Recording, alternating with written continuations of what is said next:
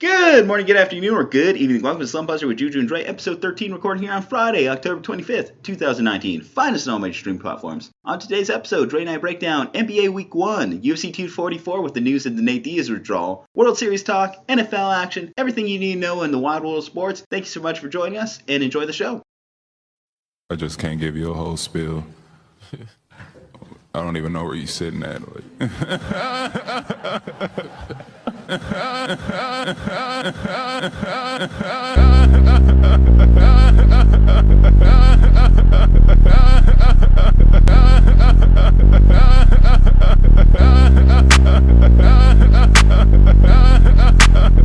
don't even know where you're sitting at.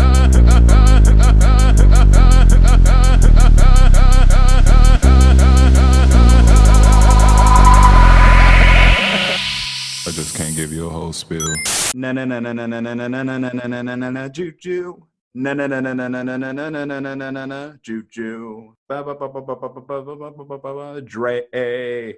Juju, Juju, Dre. Juju and Dre, welcome to our podcast. You have way too much time on your hands, Juju. I'm sure that you thought about that like at work all week. And you're like, oh, how am I going to open this week? Honestly, sometimes I'm just walking around and just like, yeah, that works. I got a little notepad I just pull out, like make modern observations. You know, and I'm sure that listeners are probably like, oh, that's got to be a joke. But I could see you doing it though at work. Like, hold on, one sec. Let me jot this down. Well, one side is just strictly for show notes. The other side is strictly for dad jokes. Sometimes they intertwine, and that's why I grace your dad joke database each and every week with my comprehensive knowledge. Yeah. Well, hopefully it keeps everybody entertained. Hey, that's all that really matters, guys. Like, definitely. If you're all about the dad jokes, I got you, bros. All right, man. Well, like, it's been a bit of an interesting news week. Not a ton going on this week. We're not going to piss off any foreign countries, thankfully. So I think we're on the right track with this one. This time we can actually just focus about on the court business. NBA. Week 1 started off a lot of big games. Like the NBA definitely didn't pull any punches when they were coming up with the opening day schedule. That was actually one of our first show headlines we covered looking back on it. And we finally get to see it on the court. So Clippers, Lakers, big way to start it off between Kawhii, LeBron, AD. No Paul George because he had a shoulder injury, but still a big game nonetheless. The Clippers take this first round, 112-102. Probably going to be a Western Conference Finals matchup there. Just looking at how these two teams performed on the court. Kawhi put up 30 points on 10 of 19 shooting. LeBron didn't have the best game, only 18 points in over 30 minutes of play. I've seen a lot of pundits criticize him for his lack of aggressive play. Now, you obviously were probably watching this game very intently as an avid Lakers fan. So tell me what are some kind of your thoughts, because one of the big things I'm hearing is LeBron tried too hard to get Anthony Davis involved rather than just taking control of the game like he normally would. Yeah, so I think it's very important to not overreact to game 1, right, of 82. So it's a long season. There's plenty of play, to be had. But that being said, I think there were some really good insights that you could take away from this. And so first thing is the Clippers, we knew they were going to be good, but they are really freaking good. And we'll talk more about their other game that they played this week, but the Clippers are just really freaking good. And Pat Beverly is a huge part of that, right? So he has just an infectious energy about him, and he's not afraid to go after people. He wasn't afraid to go after LeBron James even, right? Or Anthony Davis. And I think that just infects the whole team. They're also incredibly well coached. You could tell that Doc Rivers, a lot of times in this matchup, he just out-coached Frank Vogel. And so he made all the right adjustments. And I had even heard that there was times where he specifically planned when Danny Green would be out to be able to maximize Kawhi Leonard. And I didn't make this analysis or analyze it that deep just because I don't have the basketball background. But I want to say Pete Zayas and Anthony Irwin, right, of Locked On Lakers, they were able to see that and saw that Doc Rivers was a genius and knew exactly how to maximize I guess, sort of the lethality of Kawhi Leonard being on the court, right, is when Danny Green was out and nobody could stop him. As far as some other insights, right, going back to the whole LeBron thing, I think part of it is just learning how to play with a new team. So people forget that this Lakers squad is almost entirely new and different from what it was last year, right? And so the only real holdover were Alex Caruso, and then you also had Kyle Kuzma, but Kyle Kuzma didn't even play, right? So that's one piece that the Lakers didn't have in that first game. And so a lot of it was LeBron trying to distribute, get everybody involved, especially Anthony Davis. But part of it was they just don't really know how to play together yet. That is definitely an interesting insight. Definitely a lot to pick apart, like in that statement you had there. So in particular, I did find it interesting you talked about Frank Vogel's coaching, because we mentioned those first 20 games are going to be pivotal for him, because he has Jason Kidd just literally lurking in the background right behind him as LeBron's preferred coach. We all know it. There's no hiding it. LeBron just definitely wants a guy that's been in the NBA before, and he respects Jason Kidd, even despite Jason Kidd's lack of success as an NBA head coach. Now, as far as where this team is going to go moving forward, Dre, come on. We have to overreact to one game in the NBA. It is now our job to overreact week to week. Honestly, mad respect to the pundits to have to do this each and every day, because it is so hard not to overreact when we watch this, even doing this on a weekly basis. I got to say that's for sure one of the things. But I think, too, that's interesting when we talk about NFL. We'll talk about some overreactions we've had week to week with that one. But, like, watching these two games here for the Clippers, they just seem so suffocating. This is definitely their conference to win. And if they don't win the NBA title this year, I'm going to be surprised. Because, again, they did all this without Paul George. Without George on the court. And you know, the second he steps into it, not only is he going to provide suffocating defense just to make this like more of an anaconda vice on the rest of the team's offensive production, but he is such a dynamic scorer himself by his own right. His ability to hit from range, his ability to drive the paint, he just adds a whole new dimension to this team, and they're scary. They're going to be a very tough team to knock out, especially in a 7-game series nonetheless. Now, when we talk about the Lakers, LeBron, stop making dumb comments, because I'm tired of talking about this. So his whole comment of this is not a rivalry. Dude, did you not pay attention to the fact that basically two guys said they didn't want to play with you in LA? They want to play against you. They came into your building and now are the more dominant franchise. Yeah, it's a rivalry, LeBron. And this is just honestly a bigger problem I have with the NBA, that everyone's such buddy-buddy nowadays, now that everyone's making money. I like a good rivalry. I actually like what Pat Beverly did to an extent with the Warriors. We'll analyze the comment here in a minute when we talk about that game. But I just like that dog mentality, that like getting up in your opponent's face, not this like buddy-buddy, no one cares, you know, kind of like what LeBron's brought to the league. That's just a personal feeling I have. I don't know how you feel about that. You hit the nail right on the head, right? Is you have two guys, and one of them even played you, right? Because if Kawhi had told the Lakers straight up, hey, I'm not coming, right? Like, you guys can go ahead and test out the rest of your free agency, the Lakers potentially could have built a better squad. I think this is almost as good as it gets, especially given the situation, right? But Kawhi, and I've heard people say this, that it was his intention to purposely screw over the Lakers, right? And make them hold out so they couldn't get any other free agents. Like a JJ Redick would have looked real nice on this team right now. There's a few other point guards that possibly were available that would be better than, you know, and Quinn Cook performed pretty well. Alex Caruso, not as good as we had hoped right now, right? And he'll come in. I don't think he even played in the first game. But, like, they could have filled out this roster a lot better. So you had Kawhi that held you guys up, made you guys suffer, right? And then Paul George, who was supposed to be a Laker, and then he said, no, I'm out, just to play one more year in OKC and then bounce back to LA. Like, I would have appreciated it if LeBron had said something like, yeah, they won the battle, but the war's not over. Something like that. Not, oh, it's not a rivalry. It brings it up. Is LeBron just in this at this point? Like, what does he want to get out of his time in LA? Does he legitimately want to win a title anymore? Or is he just playing till LeBron's in the NBA? Because he's not seeming like a competitor. And I think that's probably when people compare him to Michael Jordan in the long run. That's going to be held against him, that he's not competitive. He's friends with all these guys. He's not avidly trying to beat them. Yeah, so I think that's a good point. And that's one of the other observations I had with this Lakers team as a whole, is a lot of it a lot of times they just got out hustled. There was, I think Pat Beverly, I want to say the stat was he had 8 rebounds, and then Anthony Davis and Dwight Howard had JaVale McGee and Dwight Howard had 10 rebounds combined or something like that. And so when you have a little point guard that's out hustling you to get those rebounds, right, and your big centers are just letting the ball go by. And there were some times where I saw on a missed free throw, we had everybody box everybody out, and there was literally only one Clipper player in the vicinity, and they were still able to get the rebound after everybody else was already transitioning back on defense. And the Lakers just sort of watched the ball bounce back to the Clippers. So then, of course, they came back and scored rather than transitioning defense. And so I do question, and I love LeBron James, right, being on the Lakers. I think he still is one of the best players in the world, not what he was, but I do question how much passion does LeBron really have to win?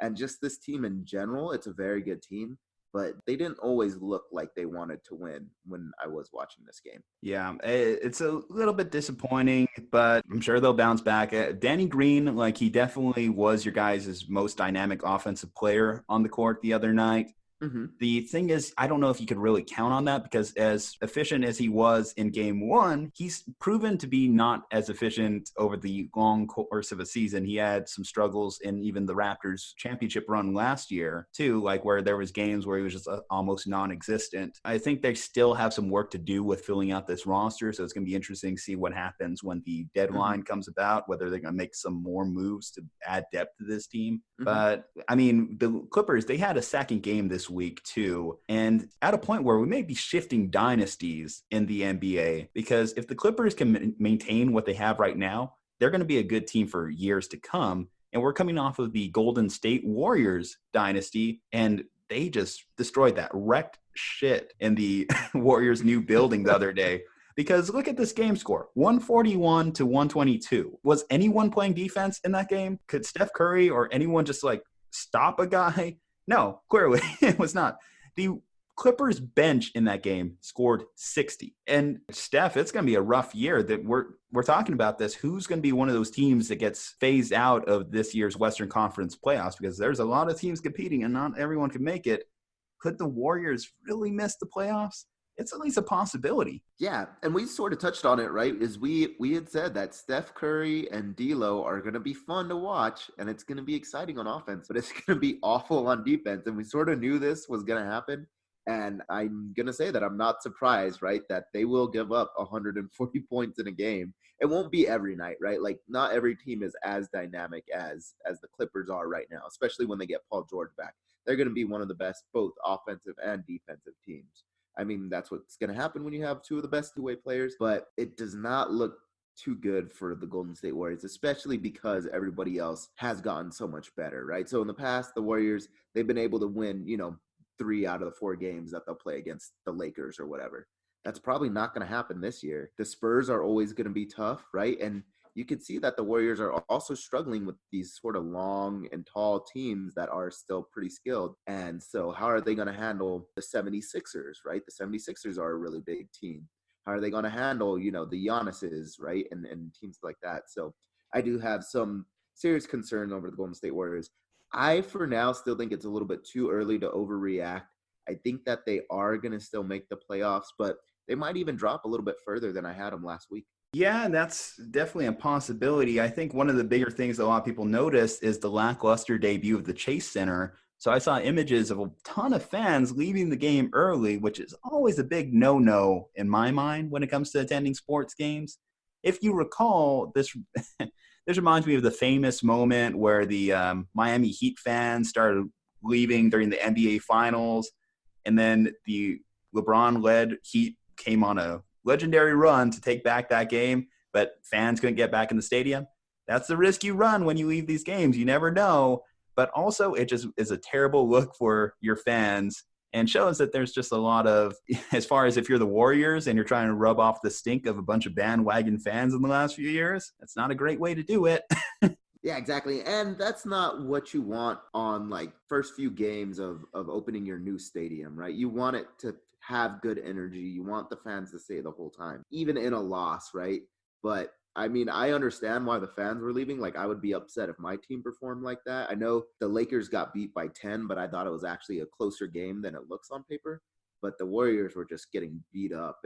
And so when you have losses like that too, it means that more people might not come back to the next Warriors game. Well, I've seen some Warriors ticket prices. That might be a deterrent in itself. I did mention Pat Beverly's comment earlier. So he went up to a Warriors fan or Warrior staffers and dropped this little nugget on them.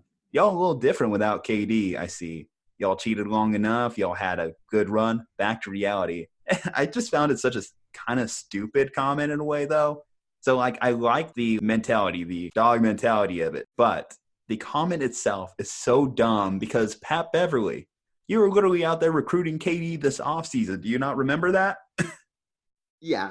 And the fact that they just had two, of the best players in the NBA have to join them this season. And all of a sudden, they can win the ring, which that's just how the NBA is nowadays. But it's not the best look when you're telling people that they're cheaters. And then, you had to go and get Kawhi Leonard and Paul George to join your team, this year. Now, granted, I don't think that Pat Bev was necessarily the one out recruiting them, but it's a lot easier to talk big when you have those two guys on your team. Okay, so focusing on the Warriors side here, they had some more comments besides their lackluster debut with the Chase Center and the loss itself. So Michael Jordan decided to put his 2 cents into Steph Curry's legacy this week, and he put it out there. Steph isn't a Hall of Famer. Steph is a great player, but not a Hall of Famer. How do you feel like Jordan's really justified saying that? We're talking about a 3-time champion here, a back-to-back MVP, a unanimous MVP at that, and he's third on the all-time three-point shooters list, only behind Ray Allen, Reggie Miller, and he's probably going to pass Reggie Miller this year. Want to dissect Steph's legacy and tell us why Michael Jordan, good player, terrible GM, even worse pundit.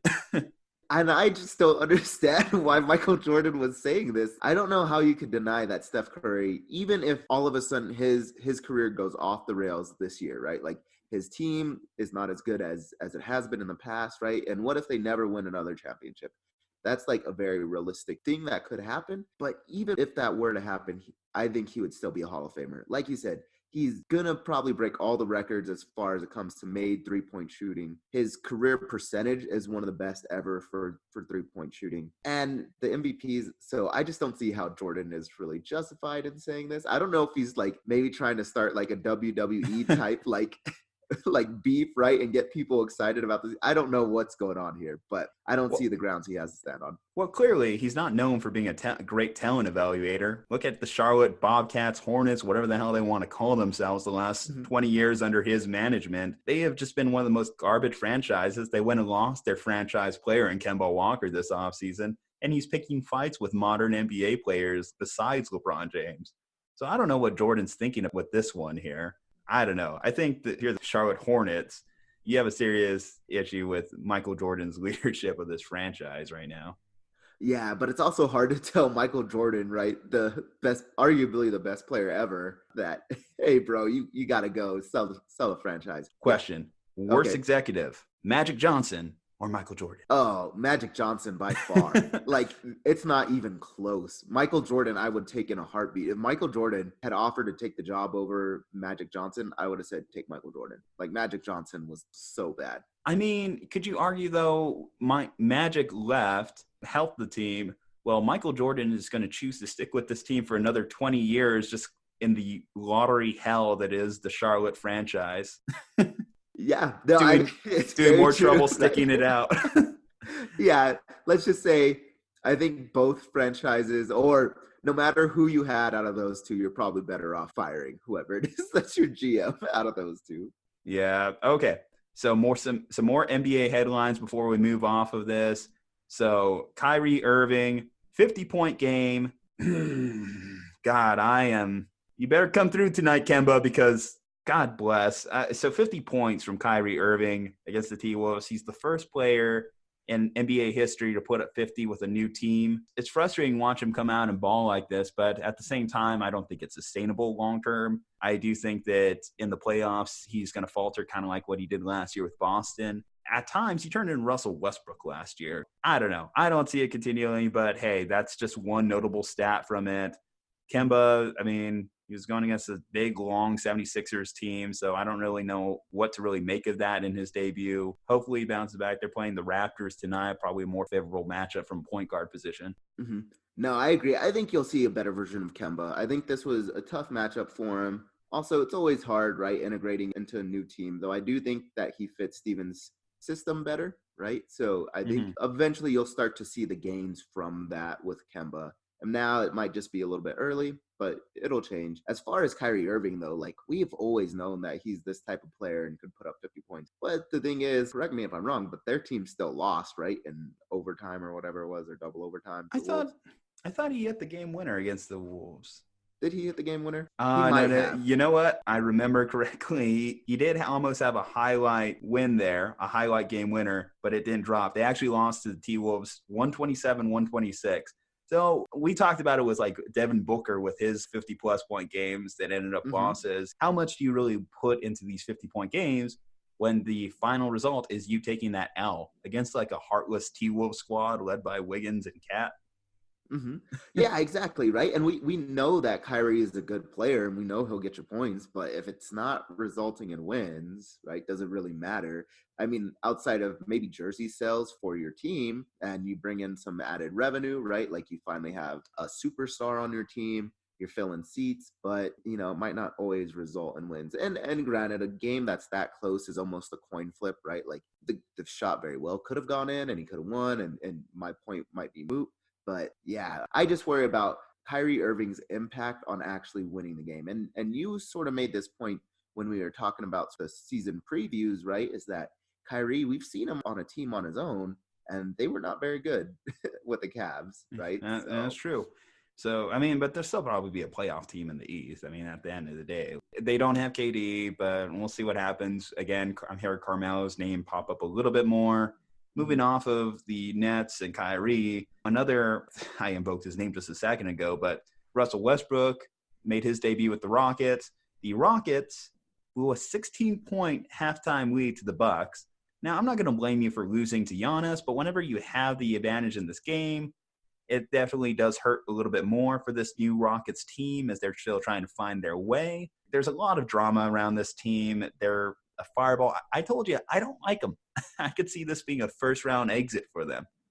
Like, I don't know what it is. Like, I used to like Russell Westbrook in a way, but I think I'm just had Russell Westbrook overload over the last few years between the silly outfits, the triple-doubles, which is the most overrated stat.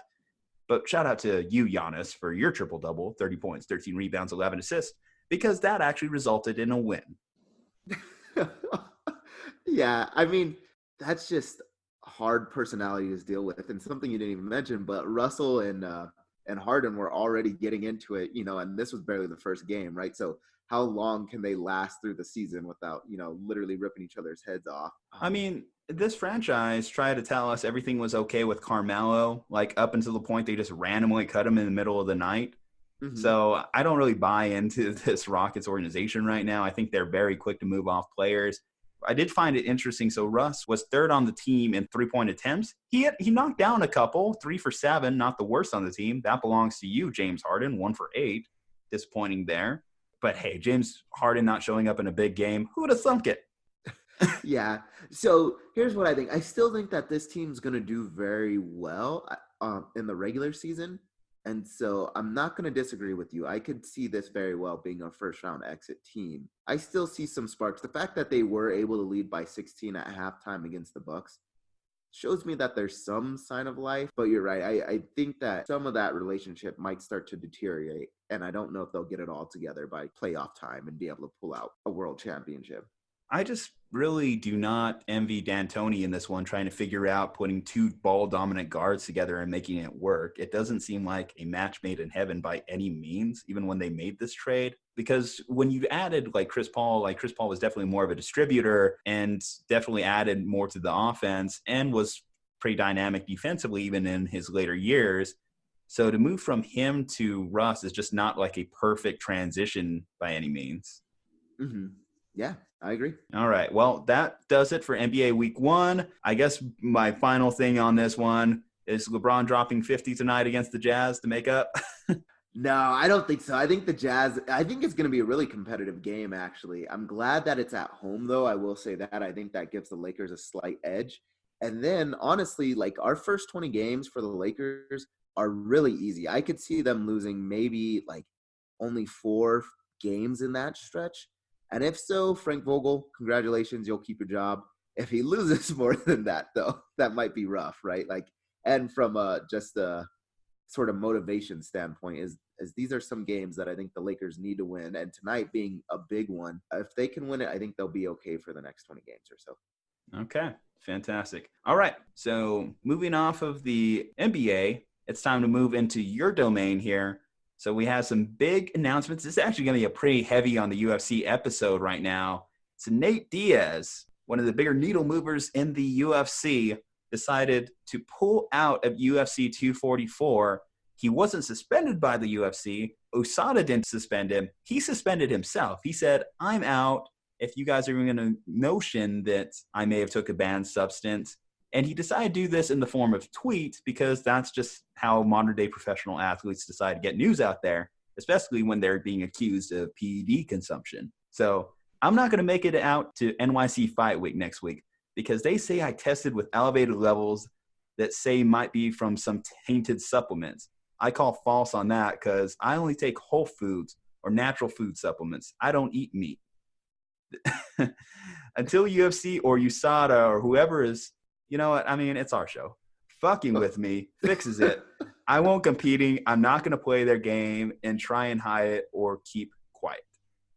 Now, that's definitely you gotta warn the listeners, Juju. We gotta put it up. This episode contains explicit language. Well, I'll keep that in mind when we're posting this episode. Oh, I'm quoting a guy, you know? I'm just quoting. It's true. No, it's what he said.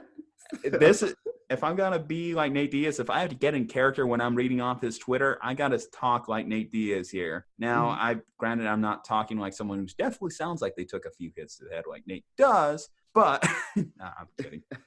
No, okay. So this is definitely hugely disappointing for the UFC. Madison Square Gardens is where this fight is supposed to take place. It's a big card. It's a big show, a lot of seats to fill. And your headliner pulls out on you literally a week before. The show's supposed to take place on November 2nd. You're hearing this on October 25th. What does the UFC do in this situation? Masvidal has to fight someone.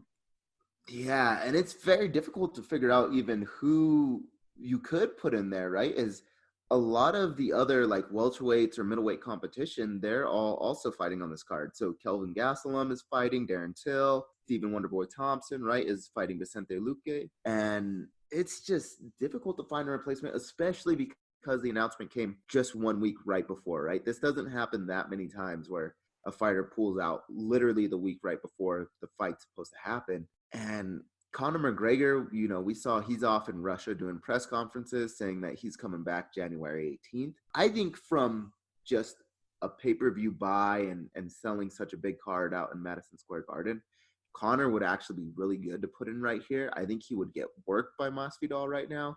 I mean, he's coming in with he's coming in with the disadvantage. He has to fight up a weight class. I mean, and on 1 week notice, right? On 1 week notice, yeah. Like, no fighter really wants to do that. I've heard, like, Cowboy Cerrone's name thrown out there. He doesn't want to do a 1 week fight. Some of the other big names you mentioned, like, this is just would hurt them ultimately in the rankings if they're trying to get future fights going.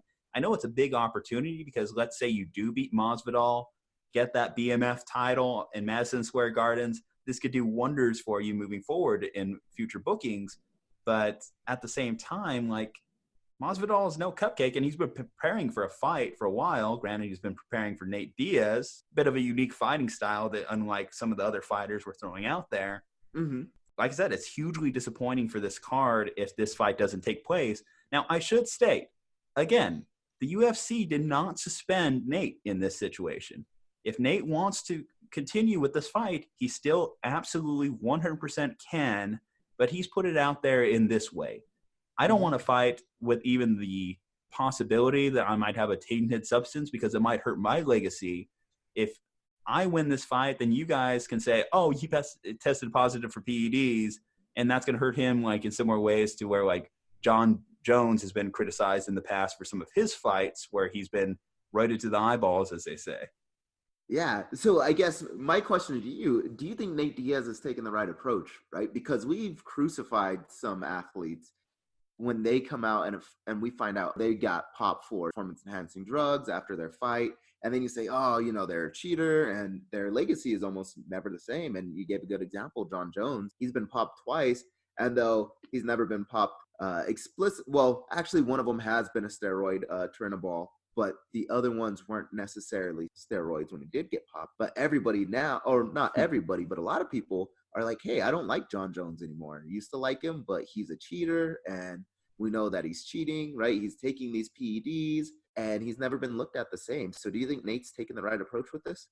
I mean, the thing about it is Nate has long since been a high critic of PEDs consumption. So a lot of people are really jumping to his defense quick on this one to say, if there's anyone's clean, it's going to be Nate. Even Masvidal had his 2 cents in this one, and he said, I trust it. Let's do this fight, man. Don't worry about it. I know you didn't do anything.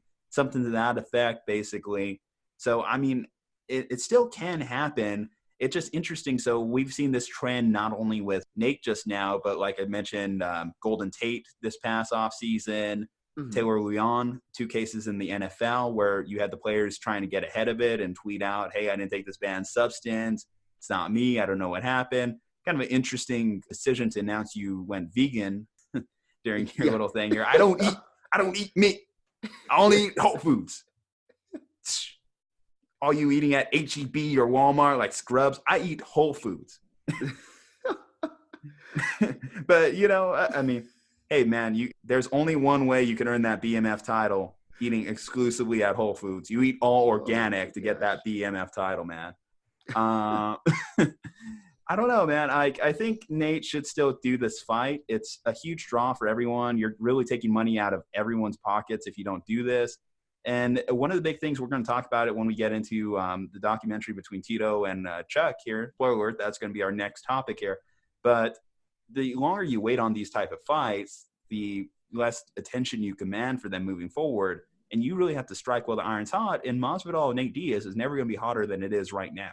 Yeah, no, and that's the difficult thing. So I agree with you, right? Is that everybody's been looking forward to this. They've been hyping it up, right? They even made a BMF belt just for this fight. But I sort of like Nate's approach as long as, right, he didn't really do it and he doesn't get popped a second time. Because then that's when it's like, hey, fool me once, shame on you. Fool me twice, shame on me, right? So I think this approach is really good if it's your first time. And even if you're honest or not, I think it's good to be able to come out and get ahead of it. And so I kind of like Nate's approach. And if I'm Nate, I might do the same thing. It's like, hey, I'm not fighting. I'm not going to risk jeopardizing my reputation and being called a cheater, even if Masvidal is saying, hey, I believe you, it's okay. Because then there's always that out for him, right? Is if Nate is able to beat Masvidal, Masvidal could say, hey, I accepted this fight, even though I knew that he got popped for something, right? Not that I think Masvidal is that type of person. I really do think Masvidal, when it comes to integrity, he is a stand-up guy, and he has said, hey, I don't think Diaz cheated. I think he would still say the same thing in the octagon, even if he lost. But there is the possibility that he could have that out, or it could be ruled a no contest, right? Yeah, no, it's just like, I'm looking at this from a business perspective for the UFC. It's just losing your headliner a week before the show. It's just impossible situation. I just don't know how they even rebrand that. They've already sold the tickets, so like people in-house are going to be there regardless of what happens. But when we look at that final pay-per-view buy number, it's going to take a huge hit. Not to overrate the show, but I could have seen it easily being $1 million buy, or seen over 1 million pay-per-view buys. Yeah, and the interesting thing, right, is when it comes to these big number UFCs, right, the UFC 244, 245, 243, stuff like that, it's normally always headlined by a title fight. And so they usually try to not have it where it's just a regular fight. That's why they'll even shove an interim belt in there, right? Is, hey, that champion hasn't fought in 3 months and we need a good headliner. Let's make it for the interim belt. And so for this one, this is for, the BMF belt. But if they lose this, then your co-main event is Kelvin Gastelum and Darren Till, which I think will be a very fun, exciting fight. But do they really push the needle? Not really. Yeah. After that, it's Stephen Wonderboy Thompson, who sort of lost his steam and his aura about him. At one point, he used to be like, a lot of people were really into him. And then he lost to Tyron Woodley twice. And people, I think, aren't on the Wonder Boy bandwagon. Derek Lewis would be really good. He's always fun and entertaining, though he's not like the best fighter, so it's hard to promote him. And then Kevin Lee, I think people like, but like none of those names really pop out. The reason people are buying this is for the main event. Yeah, I think if you're the UFC, you are desperate to pull Conor out here. I know Dana has said, too, he doesn't want to put Conor up a weight class to fight Masvidal, but you need to get him out here because, first off, he's coming off fresh, too. He hasn't fought in over a year. He literally fought last October. We're here at the end of October 2019. He does have the opportunity to come in here. Like you mentioned, he wants to fight in January. So, like, you're talking about maybe a month and a half difference there. Mm-hmm. I trust that he has been training. I do think that he has the ability to be here. As someone who's well familiar with fighting up weight classes, as you recall from the high school days, I get it. It sucks, but I think Conor, with his quick strike ability, could be able to pull down a win. Would that be too bold of me to say? Maybe I'm underrating Masvidal in this one. Maybe I'm just thinking of old Conor too much. But hey, Conor needs something too. If he wants to establish himself as one of the baddest MFers in the sport, then hey, get that BMF title, right?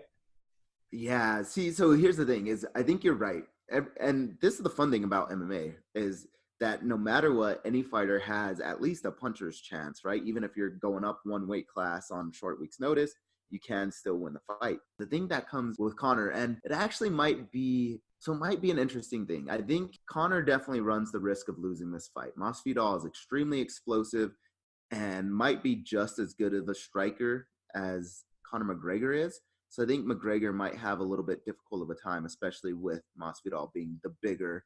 And I think Masvidal is more explosive than Conor is. Does Conor have the reach advantage? I feel like one of his strengths has always been kind of his long arms. Yeah, and that's the other thing, fighting up a weight class. So I don't know exactly what their reach and height are, but I would guess that it's probably going to be less of a factor in this fight going up against Masvidal. But the thing is, though, is if Conor comes back and he takes this fight, even if he loses, he might still get respect and keep his fans, right? This might be one of the fights that Conor McGregor can afford to lose, coming off of that year-long layoff, and not lose a lot of publicity and a lot of fans. Whereas if he goes and he fights in lightweight and he loses again, then I think there's almost no way that he keeps all of his fans and he keeps his popularity. So it might actually be a good thing for Conor to go ahead and take this fight. I don't know. I'm conflicted. So it turns out they actually do have the same reach right now at 74. So the adequate on that respect. You're right, though. People might give Conor more of a pass in this because it would be a week's notice. It would be coming off his first fight in a year. So those two factors alone would at least give him a get-out-of-jail-free card in terms of this fight if he did lose.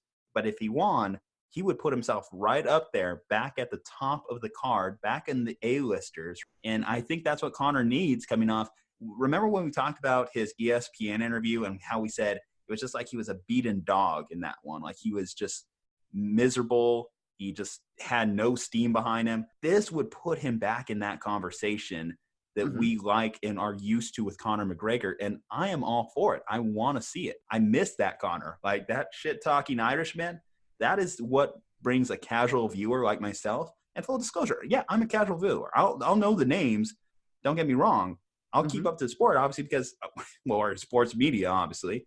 But guys like these needle movers, like a Nate Diaz, Conor McGregor, that's what keeps me coming back to it.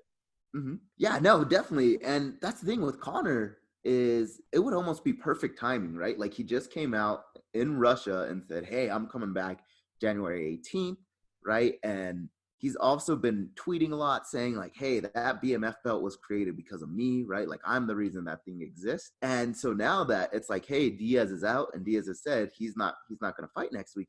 This would be perfect timing. Even though I know the UFC has said, no, Masvidal is too big for Conor.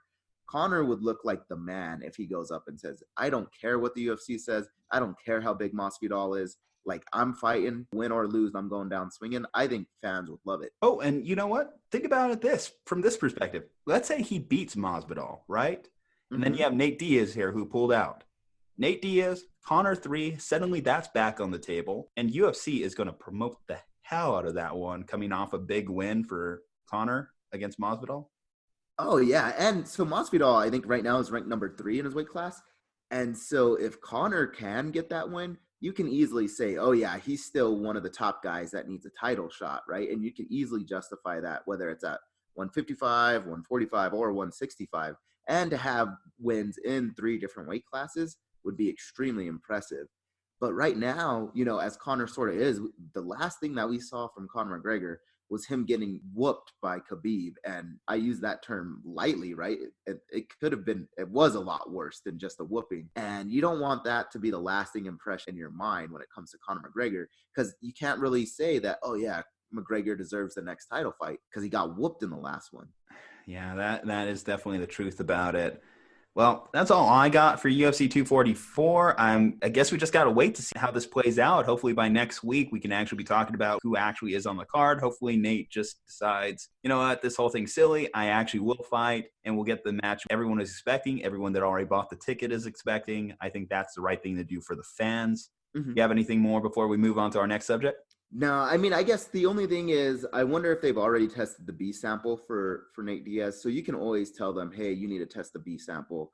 And I would think that the UFC can make USADA do it tonight, right, and test the B sample. That's the only way we'll really know if Diaz really did have something in his system, which it could have been an accident. I'm not calling Diaz a cheater. But I think if I'm Nate Diaz, I'm saying, hey, you need to test that B sample tonight, right? And let me know, was it just a bad reading or was it really something in there? Yeah. All right. So our next subject, I mentioned it a little bit earlier, but kind of like within the Slumpbuster with Juju and Dre, we're doing a little bit of a get your popcorn in a way. So we're going to be talking about the new Chuck and Tito documentary that was put out there by ESPN's 30 for 30 series. It's a very informative documentary in itself. I enjoyed watching it a lot. As I mentioned, I'm a casual viewer.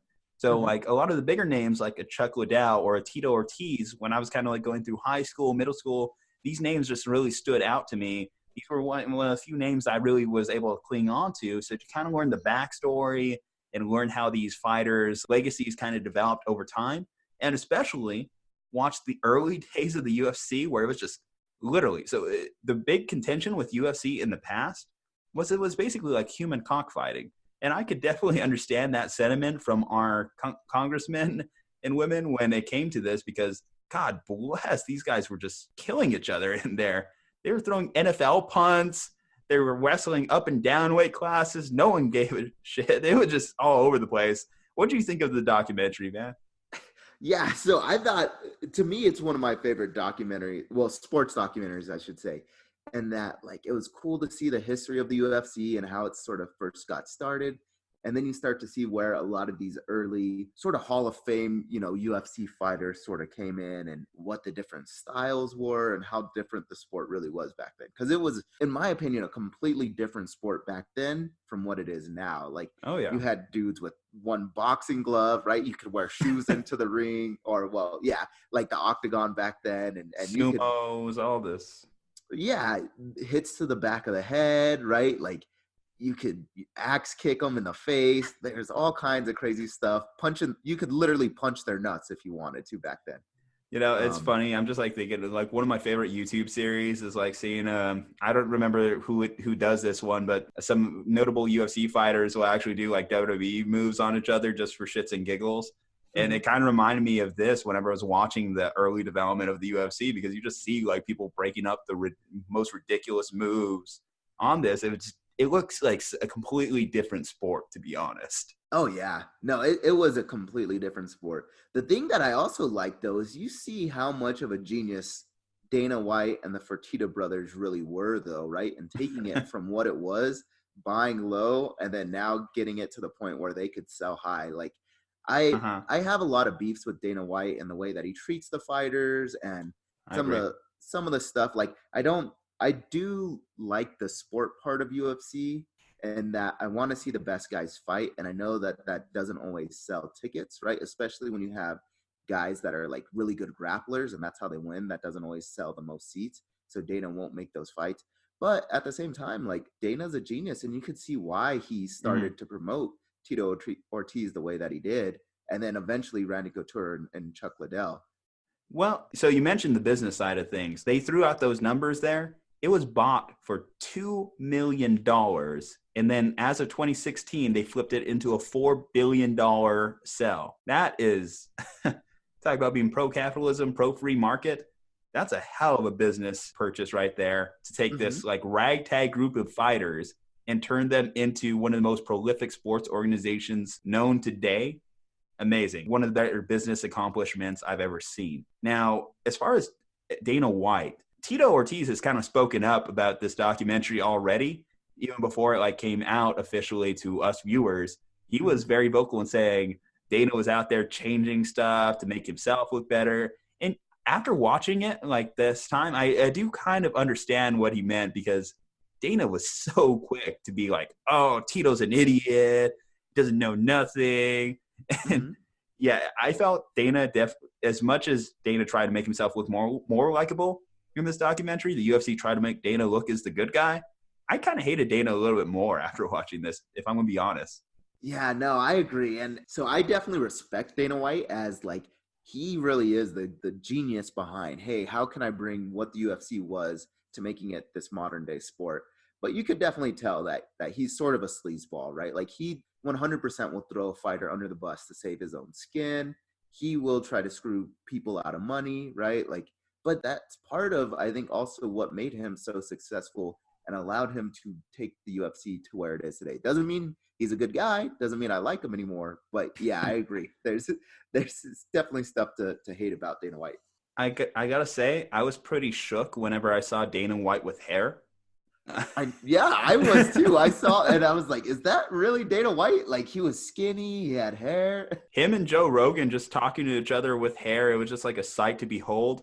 Clearly not a lot of people are using hymns or, touch of gray or whatever it takes to get some up there, But I got to say, so like some other initial thoughts, I found that Tito's quote, like when he first got introduced to wrestling, was so hilarious because it reminded me of my first time stepping into a wrestling room, right? Backstory. So back in the day, obviously I started off in junior wrestling myself, my little background here, right?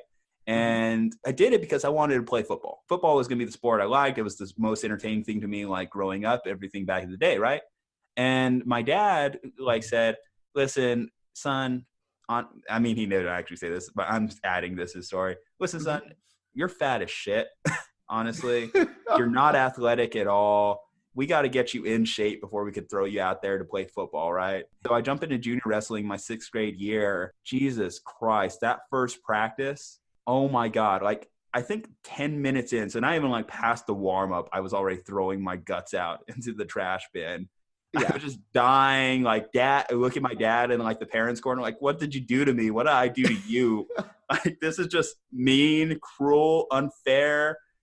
I'll play baseball again. I don't care. Just, Dad, get me out of here. But like compared to the Tito story, so like Tito's saying it from this perspective, like, yeah, I was a big time WWE fan. I loved that shit growing up. And when they were introduced me to wrestling, I was thinking I was going to go out there, like swing some chairs around, jump off the top rope, kind of like your like wrestler you mentioned last week, Yep. And I just related to that on a personal level because that was also in the back of my head. So like first impressions of a wrestling room are vastly different from when you're actually in that 130-degree room with 50 other guys running back and forth, and drilling for 3 hours a day. Yep.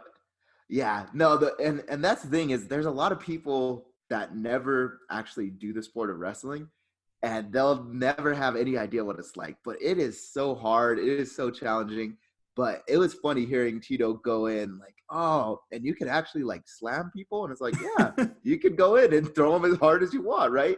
And, and it's pretty much legal here. So it was cool to hear. And it makes sense, too, why Tito was so dominant, like, coming into, like, the sport, because we talk about what that transition between when it stopped being, like, a sideshow, when it started becoming a legitimate sports organization. So wrestlers like a Tito Ortiz or people with a dynamic wrestling background definitely could dominate a little bit more than they can nowadays when everything's kind of even out. The talent is kind of leveled out a little bit to where these guys have multiple fighting styles that they're properly trained in. But these wrestlers, these grapplers, like Royce Gracie, all that, they were able to dominate in UFC's early going. And that's why Tito was able to elevate himself up the card so quickly, despite, and this was a big thing during the documentary, when his striking got called into question by Dana White and other people that didn't necessarily have as much bias against Tito. Yeah, no, I think you're exactly right. And that was the thing, right? Is wrestling and grappling, right? Whether it's jujitsu or whatever, back then that allowed you to dictate where the fight went. It still does today. And it was so new. There was nobody really doing ground fighting at all. So when you got taken down, it was just going to be a bloodbath. And I think that's what really helped promote Tito Ortiz is because like his fighting style, he loved to just get after it. But if he had to, he would take you down and like just beat your face in. And that's what people love to see. And like back then, it was hard to get up, right? Is if you got taken down. Nowadays, there's different techniques, right? Like you could shrimp to get back to your guard, right? There's different ways you could push off and get back up to your feet, do different types of stand-ups. But yeah, you're exactly right. But Tito Ortiz, I think the whole WWE thing that you mentioned earlier too was huge and instrumental in promoting MMA, right? And the UFC, but also in how guys promote themselves. Because I see a little bit of that Tito Ortiz in your Conor McGregor types nowadays, right? And your Ronda Rouseys and stuff like that. And that he sort of was the poster child for how do you bring this WWE crazy antic type stuff to fighting, a professional fighting environment, and get paid. Yeah, no, it was definitely one of the more instrumental things in elevating him up the card as well, besides his actual ability. His ability to talk on the mic and promote a fight is something that was pivotal, because you look at the pay-per-view buy numbers for him in that first fight with Chuck. If Tito Ortiz wasn't the person or the personality he was, it would have not drew half as many buys as it did. That's also saying because Chuck, again, he was one of the best fighters back in the day of the UFC's early going, but he wasn't the best personality out there. He was kind of like as exciting as drywall, to be honest. So like to have that duality between him and Tito going back and forth kind of helped promote that fight in a proper, suitable way. Of course, that brings it back to what I was saying earlier. You have to strike when the iron's hot when it comes to these fights, because every now and then you're going to get thrown a curveball the longer you wait on them. That curveball for this documentary, for this fight, was Randy Couture. And shout out to Randy. We hope you get well soon, man. We hear you had a heart attack this week. Wish you nothing but the best. You probably shouldn't try and finish a workout, though, if your heart is hurting. Just a little FYI for future reference there, man. But no, seriously, get well soon. But yeah, in this documentary, when he first beat Tito, when he first beat Chuck, it just threw a whole mess into anything the UFC was trying to lay out for their future plans. Yeah. No, and so what I want to say, going back to the Randy Couture thing, yes, of course, get well soon. Heart attacks are always scary to deal with. How much of a badass do you have to be, though, to be like, hey, I might be having a heart attack, but I got to finish this workout. Like that is crazy. I mean, I thought I was having a heart attack my first wrestling practice, so. That's true, right? I think most young wrestlers, by the time you get to your fifth sprint, you're like, oh, man, my heart, there it goes. But no, seriously, get well, Randy. But you're exactly right. And this is why the Masvidal and Diaz thing is so important, right? Is that if it doesn't happen this year, right? If it doesn't happen this time, and now they do have to suspend Nate Diaz because they found something in his urine, the fight might never happen again, right? And so then it cools and nobody wants to see this fight. Or the fight happens 2 years from now when these guys are 35 years old, which is old for fighting age or whatever it is. I don't know how old they are, right? I mean, we talked about it too with Ferguson and Khabib, like those two as well. You got to get this fight in now. Yeah, and you run that risk. Is the UFC, I don't think at that time they thought of it really being a risk to have a Chuck Liddell fight Randy Couture. But there's some guys that you're not expecting them to lose, and so you give them these other fights, and then all of a sudden it totally derails something because they lost to somebody they weren't originally planned or supposed to lose to. Yeah. So let's talk about some of the other statistics from this movie and stuff. So UFC 66, the Chuck and Tito 2, it was the first $1 million buy in UFC history. So I found that fascinating. I think it just tells you how pivotal they were in making this sport an actual sport. Those guys will forever be entrenched in the UFC's legacy, no matter how many fighters come and go, because we see a lot of fluidity with the sport, a lot of the names that jump around and come off the card constantly. Now, I do think both these guys need to retire because their third fight that took place this past year under Golden Boy Productions didn't do so hot. Only 25,000 pay-per-view buys. Dana was one of the most outspoken on don't do this fight. And obviously he just loves calling people idiots, man, because like he's over there calling Oscar De La Hoya idiot too last year. And hey, Oscar is a great boxer. He has a fantastic legacy, but I guess I'll give Dana this win. I do kind of agree as a promoter, clearly. Anytime you're talking about 25,000 for two legends of the sport, even two washed up legends of the sport, terrible fight promotion there. Terrible. Yeah, I mean, and then you have, we'll talk about this more, but Tito's still out there fighting himself. Chuck, I haven't talked about this much from the Chuck standpoint of things. It got sad there towards his final end of his career. He just had a glass jaw. There's no doubt about it. It was gross watching his last few fights and him just get mauled each and every time. And to see that he lost this last fight against Tito by knockout just tells you, dude, your chin literally can't take it anymore. Yeah, no, and that's the thing. And Dana had a good quote in that movie, and I forget his exact wording, but it was something along the lines of like, this is why it's so important to have people close to these MMA fighters give them their exact thoughts and being objective about the situations, because a lot of these guys, this is their bread and butter, right? Like they don't really have another career that they could fall back on. Some do, right? Some are popular enough that they can become models in magazines or whatever it is, or commentators, or, they went to school and they were able to do something else. But a lot of these guys, like all they have is fighting. But at a certain point, like they need somebody to tell them like, hey, you just don't have it anymore, right? Whether it's now your chin is made out of glass, like you were saying, or you just keep losing and keep getting beat up. One example that I could think of, recently is BJ Penn. That's another dude that at one point he was fantastic. People loved watching him fight. He was a dude that would go up and fight anybody, didn't matter what the weight class was, and he'd fight out in pride. But he's gone on like a crazy losing streak. He's just been downhill, and he's one guy that you need to say like, hey, it's time to hang it up. And going back to the Tito and Chuck thing, these guys, I think, didn't know when to hang it up. And on the other side, and this is what makes UFC so dominant, is these other promotions don't know when to call it quits with some of these guys. And they take sort of the recycled UFC fighters, right? Your Rampage Jacksons, your Tito Ortizes, your Chuck Liddells. And they're like, yeah, these guys used to be big names. We're going to make them fight. But honestly, nobody wants to watch 45-year-olds beat up on each other and get knocked out. Like, I'm sorry. I don't want to watch that, No, it's completely true. All right. Well, I think I've kind of like talked about the documentary side of things. It was a very good documentary. I enjoyed watching it. It was very informative for someone like me who just kind of like has watched from the sidelines for years. I will say, after watching this, Tank Abbott, you're my new hero. Like, again, one of the bigger highlights from the early day UFCs was watching that guy. He was just a monster. Yep. So just since it's kind of like a movie review we did here just now. So the system we're doing on Get Your Popcorn, right, is basically for a 5-star, we're giving it a home run. 4-star, some warning track power, right? 3 stars, just a bloop single. 2 stars, a foul ball. And a strikeout is just, swing and a miss. 1-star, crappy movie. If you had to rate this, where would you put it? I would probably put it at a 4-star. So warning track power? Okay. Yeah, I think so. Yeah, right there. So I do really enjoy MMA, right, and the UFC and stuff like that. I do think that the story could have been told just a little bit better. But that being said, it was entertaining. I do like seeing sort of the early days of the UFC, and it does give you some background into why the UFC is the way that it is. But like I said, I think the story development and the actual storylines could have been fleshed out a little bit better.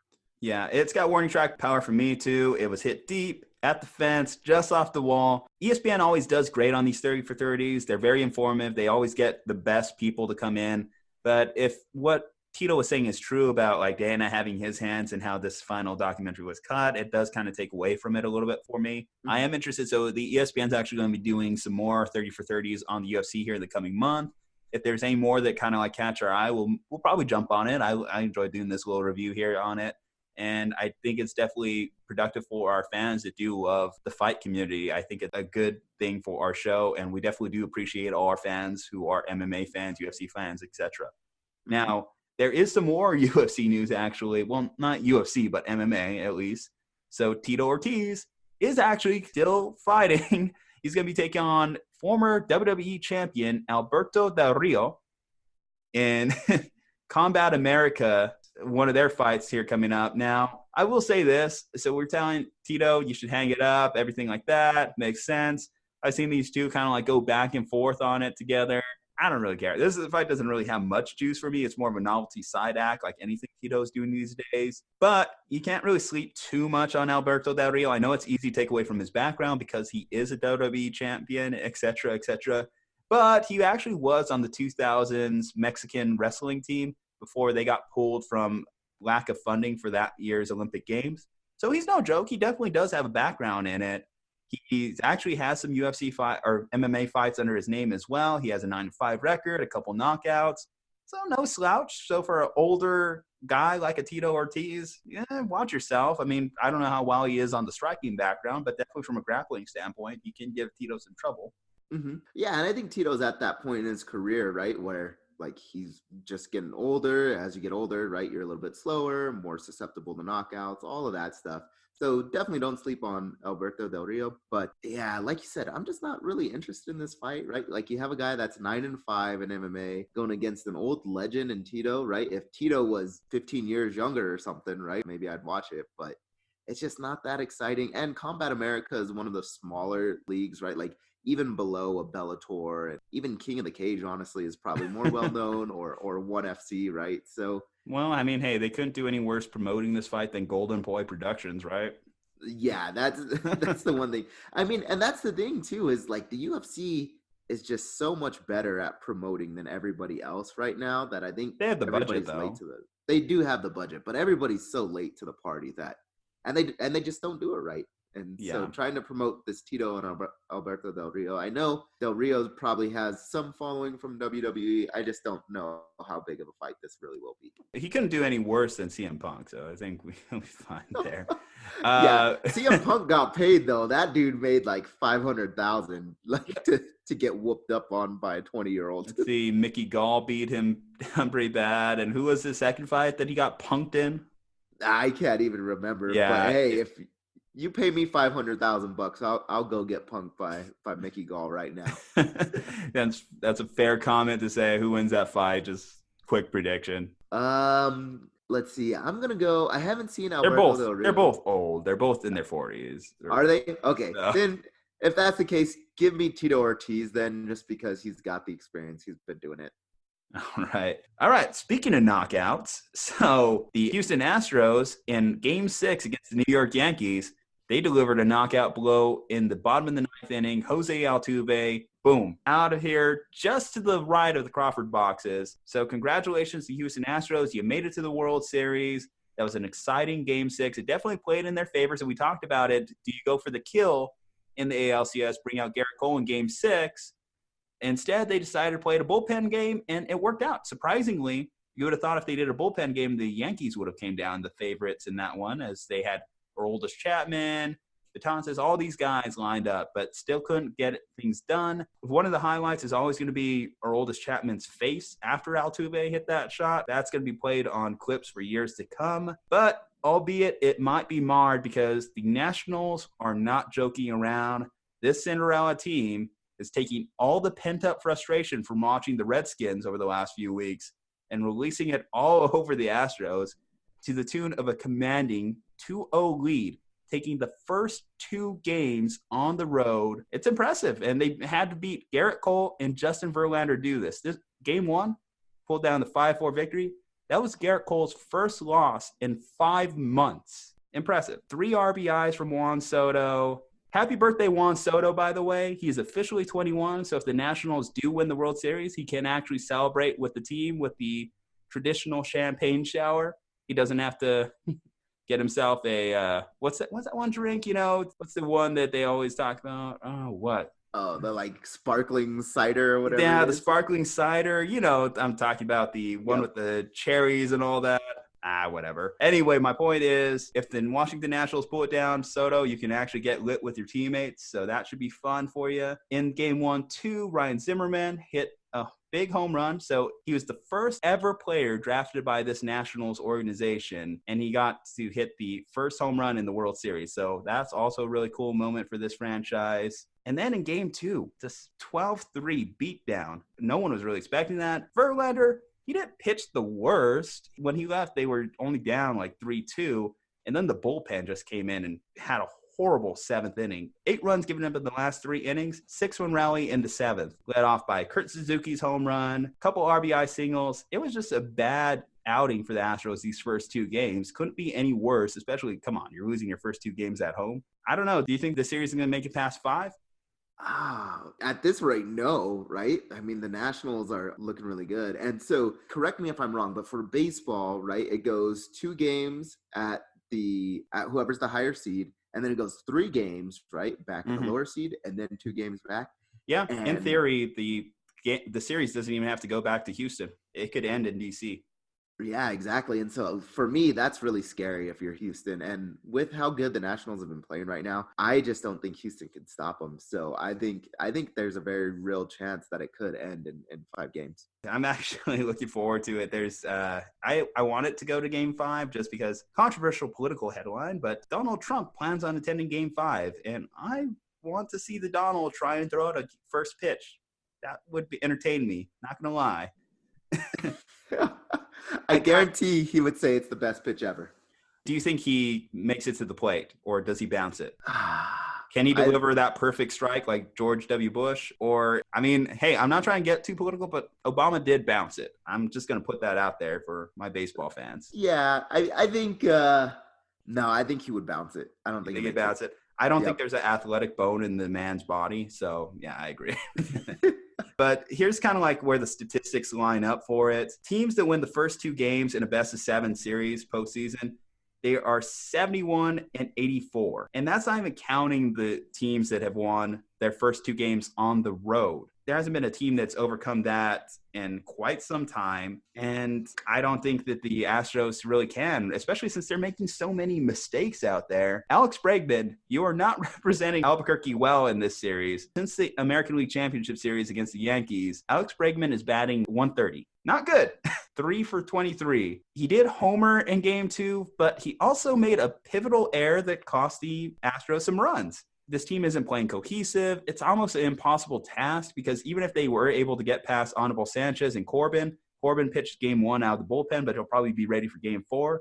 You still have to come around and beat Scherzer, and then you have to beat Strasburg again. So even though you have Garrett Cole and Verlander lined up, that's almost like an impossible challenge. I don't see this making it back to Houston. Yeah, I don't either. And it's surprising, right? Because Houston's been there before. Like, they were there in the World Series not too long ago. And the fact that they just look so disjointed, right? And just so out of sorts is really surprising. But I think you're right. I don't see this game making it back to Houston. Yeah, I mean, though I will say this, another horrible headline to see if you're a Nationals fan is this team was already practicing its championship presentation celebration. That is the exact type of headline you've seen multiple times before a team loses in historic fashion. I will forever remember a couple seasons ago in the NBA when do you remember this moment when the 76ers dropped the confetti early against the Celtics in that game that they lost on a buzzer beater? Yep. So this would be 10 times worse, being that it is the championship round. It is the World Series. DC, you better hope that this doesn't make it back to Houston because that image will be plastered everywhere. But no, seriously, congratulations to the Nationals. By the next time we talk about this, we will know who the champion is. I can't wait. I'm going to be watching Game 3 tonight. We'll see. I do want the Astros to make this a series. I don't want a sweep. I don't think anyone wants a sweep. Let's see a competitive series between these 2 scrappy teams. I think it is time that we talk about some NFL motion. So there's been a lot of trades going on right now. Before we get into the actual games itself, Michael Bennett from the Patriots to the Cowboys. Niners went out there. They managed to pick up a wide receiver help, got Emmanuel Sanders. And then Patriots again, Mohamed Sanu, he's going on over to them from the Falcons, who just are an abysmal franchise now at this point. So with that said, which of these 3 acquisitions is going to make the biggest impact for their team? I think it might be Emmanuel Sanders. I think that's going to be huge for him, especially the defense for the 49ers is already super good. So adding just one more offensive weapon. Now, granted, Emmanuel Sanders, right, he's a little bit over the hill when it comes to your NFL players, right? I think he's 32, and that's generally about where you start to see some decline. But I think this could put the 49ers over the top. Yeah, I mean, I'm definitely worried about it coming off an Achilles tear. Like, for some reason, it's not as big of an injury in the NFL as it is in the NBA. But Achilles tears are still devastating nonetheless. But he seemed to bounce back just fine. I mean, he's doing the best he can with Joe Flacco throwing the ball all season. I do think if you're from the Niners' perspective, they needed someone in the slot because Jalen Hurd, Trent Taylor, their 2 slot receivers, have been out all season. And I think that Jimmy G has definitely been missing that on third down, that guy you just dump it off on. Now, Sanders can play outside the hash marks too, but he definitely dominates in the slot. So I think they're going to move him there. Kyle Shanahan's such an innovative play caller that I think he's going to move him around quite a bit in the formation. So it's definitely a huge pickup. I'm going to be interested to see how quick he picks up on the offense, but I think this is a good acquisition. He's not a very ego-based wide receiver too, so you don't have to really worry about him going in and changing the locker room like you would a bigger name like a Odell Beckham. I definitely was looking forward to AJ Green, but oh well. Guess we'll see what the Bengals decide to do with him. I do enjoy that the NFL trade deadline has turned closer to the MLB, the NBA, where you're seeing a lot of teams willing to make moves for big-time veterans. I think that's a lot of fun for the fans. As much as I'm going to be honest, I've definitely been very vocal about my beliefs as far as player empowerment in the NBA, but I will also say player mobility I have nothing against. Free agency, trades, all that stuff, I'm all for it. I like to see these new names in new places. I think it's very fun for fans and adds a new element for the game. So I can't wait. Now let's move on to the field, starting off with the Thursday night games. Kind of an inconsequential game, I would say. You had the Vikings. They went ahead and won their 4th straight, beating the Redskins 19-9. Kirk Cousins, I'm not going to be the first to apologize here. I'm not doing it. Like, okay, you have beat the Giants, the Redskins, the Eagles with their abysmal secondary, so I'm not buying in just yet. I'm not going to throw everything I said about you a couple weeks ago. I will say, if you're his wide receivers, continue to call him out because if it produces these kind of results, clearly it's working. But they ended up winning the game. The Vikings are legitimately going to be one of those teams down the stretch run you don't want to play. They're going to be tough. They're going to be one of those championship contenders if Kirk Cousins can continue to play at this level. So far, his past track record really hasn't shown that he can, but hey, it was a big game for him too. Like facing his old team. I don't remember if this is the first time he's played the Redskins since he signed with the Vikings, but I definitely do think he came into it wanting to play with a little bit chip on his shoulder and win that game at the very minimum.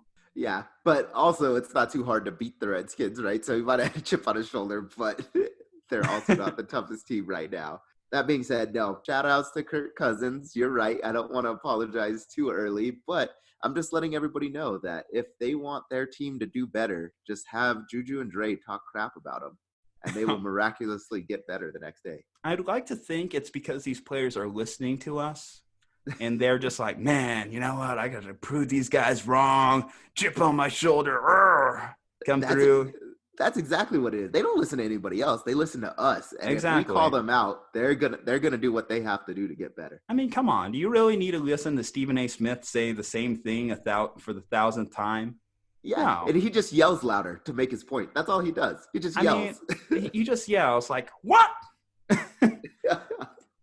But, this podcast, we don't mind if you're on the weed. We endorse Nate Diaz, so we're fine with it. CBD, it's a new society. Stephen A., let it go. Anyway, on the Redskins side of things, I guess I will say, so I've seen this meme floating around there, and it's not a good look. They were more competitive with Case Keenum in there. And when Dwayne Haskins went in there, I've seen some slow transition memes of his face turning into Jamarcus Russell. I'm definitely a little bit disappointed right now with what I've seen from Haskins. Even facing a tough Vikings defense, he's looked bad. Yeah. And I think that the Redskins might be in a situation where maybe they actually legitimately are thinking quarterback in the first round, because if he's 2 to 3 years away, then you're telling me that they're going to be at the top of the draft for the next 2 to 3 years with a bunch of good quarterbacks coming out, and Dan Snyder isn't going to be at least tempted to take one of them. Yeah, and I mean, it sucks, right? Like, you wasted another good draft pick on a quarterback that's not going to pan out. How good do you think, like, the Giants are looking right now for saying, hey, we're not going to listen to everybody else, and Dwayne Haskins is bad, and we're going with our boy Daniel Jones, right? Well, yeah, hey, Daniel Jones hasn't looked like Danny Dimes in a couple of weeks, to be honest. So it's not the worst in the world, we still have to see how it plays out. But just based off what I've seen from both quarterbacks in their early goings of their career, you could definitely tell that Daniel Jones looks so much better than Dwayne Haskins. I guess if you look at the skill position players, though, for Daniel Jones, he definitely has more talent around him. Golden Tate, Evan Ingram, Saquon Barkley is way better than a combination of Adrian Peterson. Terry McLaurin, even though he's a fantasy all-star, is still kind of a out-of-nowhere wide receiver. And then Vernon Davis. You basically, like, you compare those two skill groups of players, they're not at the same level. So Dwayne Haskins, if you put some talent around him, who knows, maybe it can get better. But I'm just wondering if you can put enough talent on him in a legitimate time frame to save his career, because we've seen this, like with young quarterbacks, if they don't come out and prove themselves right away, they get quickly forgotten about. Look at Josh Rosen, literally last year. I've said my piece. He's in the Miami abyss, right? Exactly. Like I feel so bad for Josh Rosen. Like his career, just like you go from one bad franchise to another. Yeah. Anyway, going into the Sunday action, first game off, it's going to be a bloodbath. We have the Seahawks. They're going on the road to face the Falcons. 6.5-point line in Seattle's favor. The Falcons, they just can't stop anyone. Like, I could run for legitimately 4 yards a carry on them. This defense is pretty damn bad, and they just keep getting worse. And then they traded away, Mohamed Sanu. Is he like going to be like a big piece in the long run for them? Probably not, but he is a good player. So now they're starting to get to the point where they're actually legitimately selling talent there. Dan Quinn, just every day that seat just grows hotter and hotter. I think the obvious pick here is the Seahawks. They're coming off a big loss against the Ravens, which I called. Gotcha again. But yeah, I'm going to go with the Seahawks here. Yep, I totally agree. I think the Seahawks are in need of a bounce-back game, right? Not that they've had a whole lot of bad losses, but it's just good for them to get that bounce-back game, get that motivation, right? And I think they're going to be the Falcons. And the Falcons are just garbage right now. Now, this next game, Dre, are you going to stop underrating Bills Mafia? Because they are legitimately fighting back with you now on Instagram. I think this is why you need to start getting a social media presence, man, because you got to start defending yourself, because there's a lot of tables getting broken with the name Dre on them right now. So I do have them in my top 10, just by the way, right? But if you look at who the Bills have played and who they've beaten, I mean, they've beaten what? I think it's the Bengals, the Jets, the Giants, and I want to say they beat one other like really bad team or something like that. Almost beat the Patriots with their starting quarterback going down. It was, arguable about almost beating the Patriots. 5-1 right now. So I'm not going to say that the Bills are bad. I don't think that they are. But at the same time, they haven't really played anybody, right? So, yeah. So they played the Dolphins, who they beat. They beat the Titans. They lost to the Patriots. They played the Bengals, the Giants, and the Jets. And the Giants, I think, still had Eli at that point. Okay, I mean, that's fair, but you can only beat the people in front of you, and that's what they've done to this point. They won on coming off a bye. You got to start giving some respect to my friends at Bills Mafia. Clearly, they love some juju. Yeah, see, you just like to feed into the crap, and so that's why they like you, is because you like to blow them up full of steam. They're breaking the table for me this weekend, man. I already got it. West Coast Bills. I see you on Insta. Thanks for the shout out, my friend. So I will say, no, I do think that the Bills are going to win this week. I do think that the Bills are good. They're much more improved than I thought they would be. Do I think that they're, some fantastic, like, oh, they're going to make the Super Bowl? No, only bad teams, right? And everybody gives the Cowboys crap for that, right? And we even give the Patriots crap for that. So you can't give the Patriots and the Cowboys crap for only beating bad teams, that the Bills are the same way. The Bills have only beat bad teams. Well, here's the difference. The Cowboys lost to a bad team in the Jets. So that is true. Okay, so that I will say, yes, that is true.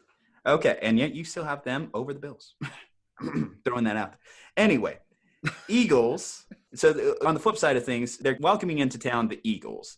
The Eagles got blown out on Sunday Night Football, much to our disappointment as perennial Cowboys haters. But either way, with that said, Cowboys dominated. We projected that they were going to get that win, but I didn't expect for the Eagles to look that bad. So I'm going with the Bills as well. This line right now is sitting at 1.5 points. I could see this You know what? I'll agree with it. I say that I'll go with the under on that one. I think that the Bills are just going to win this in a 1-point game. Really? Yeah. I feel like that's just so difficult to do, right? So I'm going to take the over, but slightly. I don't think it's going to be like the Bills by, a touchdown or anything like that. Listen, Vegas just knows what they're doing, man. I'm never going to question Vegas. No. Anyway, let's see. So the next game, so Chargers are going on to face the Chicago Bears. And I just got to say, I think the Chargers are bad. They're bad. I think at some point we just got to get over this idea of them as an elite team because they haven't shown anything to this point. And they could have won last week's game. Obviously, Melvin Gordon fumbled the ball away. They're going into Chicago here, West Coast team traveling to the East. I don't like that one bit. Another road game for them. Granted, the Chargers play 16 road games a year because that stadium out there in LA is a joke. I'm going to go with the Bears. I mean, I'm going with the home favorite here. Bears have a 3.5-point line. Where do you see this one going? Yeah, I 100% agree. The Chargers have just disappointed me. I will never pick them again. Sorry, Aris. I tried for like 2 or 3 weeks straight. Team's garbage. I mean, when your team loses to my team, right, and I pick your team over the Steelers and they still lost to our third-string quarterback, like, you're just a bad team. So I'm going with the Bears. I'm going to say Bears. It's a 3.5-point? 3.5-point. I think I think it's going to go over. I'll go the under on that one. I mean, the Chargers are losing, but they're not losing necessarily bad, so, like. Yeah. I think it's going to be a close game. All right, so the Lions here, they're in a bit of a weird stretch right now. So they're going on to potentially they had 3 straight losses right now, and they should have won one of those. We all know that with the way the Packers game went for them. But nonetheless, they still lost those games. They're welcoming in town the Giants. Like I said, Danny Dimes hasn't looked like Danny Dimes in a couple weeks now, so I think he has to earn that nickname back before we can start placing that on him again. The Lions are a 6.5-point favorite. The Lions are a good team. I think that this is a win that they're going to easily take down. I'm going the Lions. Man, wow, we agree. Yeah, I'm going with the Lions. I think the Lions are just the better team than the Giants. The Giants, maybe in the next year or two, will be better, but I'm going with the Lions, and they need a bounce-back win. I think they're going to be desperate for it and playing hard. Yeah. This next matchup here, the Tampa Bay Buccaneers are going into Tennessee. 2.5-point line in Tennessee's favor. This game could have been a little bit interesting if Mariota was still starting, but they have officially moved on to Ryan Tannehill, and the offenses look much better for it. Of course, they won last week's game against the Chargers. Tennessee's looking a little bit better. Tannehill had some good production at the end of the Denver Broncos game a couple weeks ago, as opposed to Mariota. Whether he's going to be able to stay healthy to keep this job is going to be one of the big question marks for Tannehill moving forward. But this game has lost a little bit of steam. The Bucs are coming off a bye week right now. They're coming back from their London game where I don't know if Winston went colorblind for a second there, but 5 interceptions, 1 fumble. As long as he could keep it in the Buccaneers' hands, I think that they're going to win this game. Go ahead and give me the Bucs. Yeah, I probably still have not predicted a Titans game correctly this whole year. Oh, yeah. But I'm going to take the opposite of you. I'm going to go with the Titans just because they're at home, and I'm sure they're going to disappoint me and lose. But I'll take the Titans. I mean, literally, like last week too, so you had 2 straight weeks of picking them to win. Then I finally picked them to win. And they finally win. And I even knew it, like, as soon as the Chargers and Titans were playing, right? Like, there was a Facebook post and you could see it, right? One of our friends. And I'm like, you know what? Like, just for that, I know the Chargers are going to lose just because I picked them and I did not choose the Titans. And sure enough, what happens? Titans win it. Yeah, they're a frustrating team to pick. I mean, as frustrating as it is to watch Jameis try and throw it to his team. But nonetheless, I'm going with the Bucs. You're going with Titans. Okay. Next matchup on the deck here, we got the Broncos. They're going on the road to face the Colts. 5.5-point line in Indianapolis's favor. Now we're at the point where the Broncos are just actually legitimately selling off players. So obviously the Emmanuel Sanders trade, we led off the segment talking about that. That's going to be an impactful thing. They're talking about Von Miller as a potential trade candidate next. Chris Harris is on the table. This is going to look like a completely different team for the Broncos potentially by next week. And I don't know. So with that said, I think it definitely lines up in the Colts' favor. What are you kind of feeling? I'll let you pick first on this one. Yeah, I think it's going to be the Colts. I think the Broncos are starting to just say, hey, we're going to fold now, right? Like this year is not the year that we had wanted, though they finally started getting a few wins, right? I think it's the Colts. The Colts are just a better team. And the Colts are actually, they're playing. They still have a shot, right, at making the playoffs. They're doing a lot better than a lot of people thought. So I think the Colts will just want it. They're playing at home, and the Broncos are basically folding. I guess my one last thing on this one is, do you think the Broncos should start Drew Lock in there now that he's officially healthy and ready to go? I mean, you've already folded up on the season, and I think it's time just to let Joe Flacco take a back seat, or do you think he's entering his prime, as Elway has so often insisted? Yeah, I would just go with Drew Lock. I mean, at this point, right, you're not going to win. You might as well get some experience for a young quarterback and see what you have. Because Joe Flacco, obviously, if the Ravens were willing to move off of him, the Ravens did not think that he would bring them another Super Bowl or at least get them close. So I don't know if you're Denver, why you would consider Joe Flacco your next quarterback, right, and think that he'll get you to the promised land. All right. We're sending a real zinger here to London. A quality game. Definitely the finest that America has to offer, because we are offering you the 0-7 Bengals as the road team facing last year's defending NFC champion Los Angeles Rams. I'm sorry, London. Don't hate us. If you didn't hate us already after Dre and I did some horrible British accents, this Not is the as game bad that as Eris's. not as bad as Eris's, but I think this might actually flip the tie for you because you have to actually watch the Bengals play. So I'm sorry. Please don't tax us anymore on tea. Anyway, man, as far as the game goes, I think we both are going to be in agreement here. It's just going to be a matter of, do we agree with this line? 12 points. Luckily, this game's not starting at like 6 a.m. like the last London game, so we can actually legitimately act like we watched this game, even though we're probably switching the channel. Mm-hmm.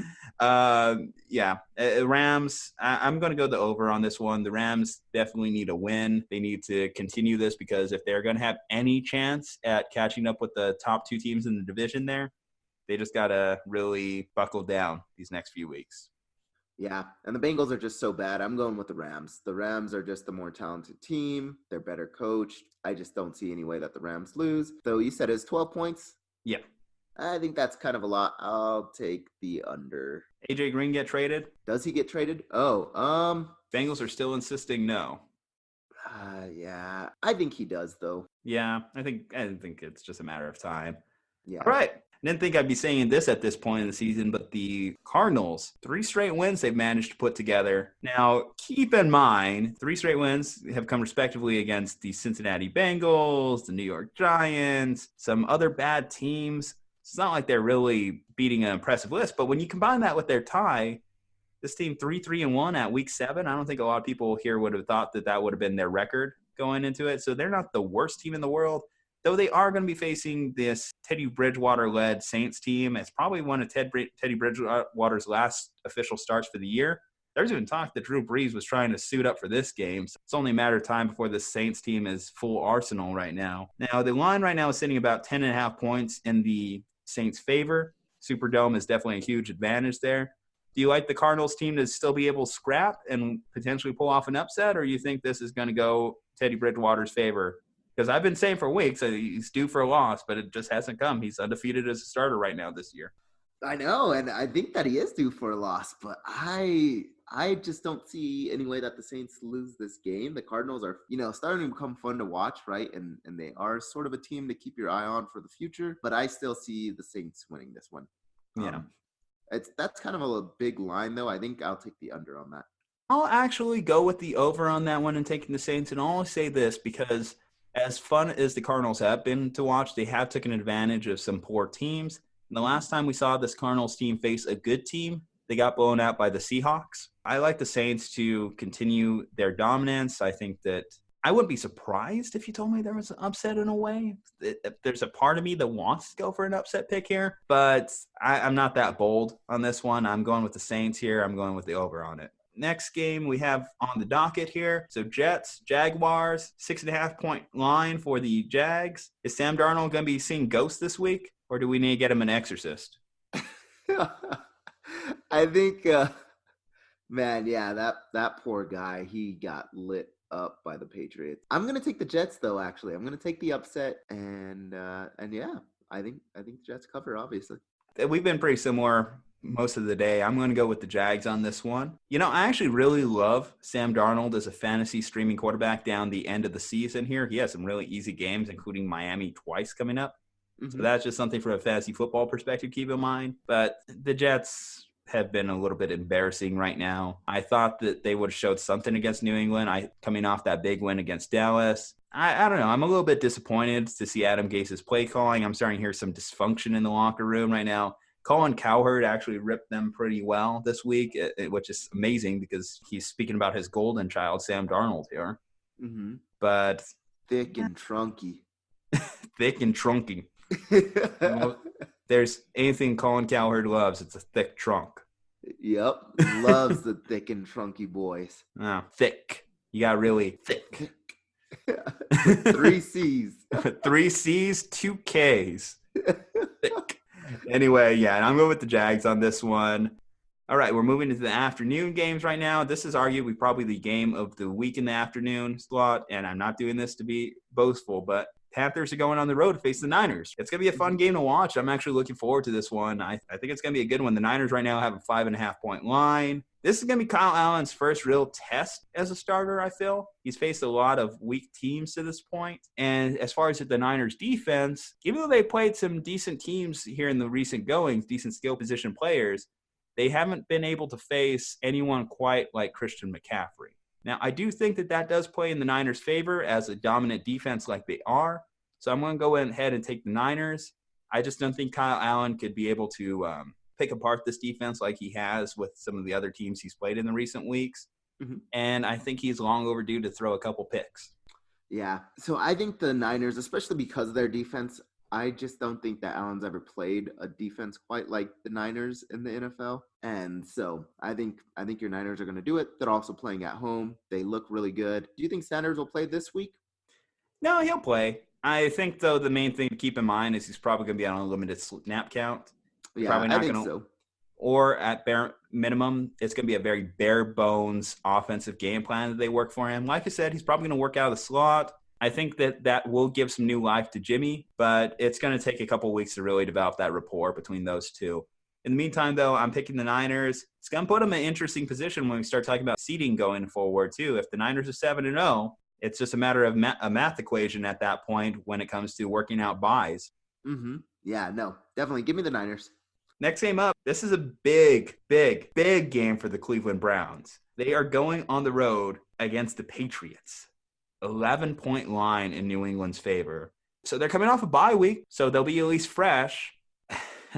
And technically, too, you have the Patriots coming off a short week playing on Monday night. But I just don't see how I can go against the Patriots right now, especially just in general. They just pick apart these younger quarterbacks like a Baker Mayfield. They're going to do the same thing to Lamar Jackson here in a couple of weeks. They did that to Sam Darnold. If they're making Sam Darnold see ghosts, I can only imagine the type of demons that Baker Mayfield's going to be seeing on Sunday. I don't know if they're going to live up to that line, though.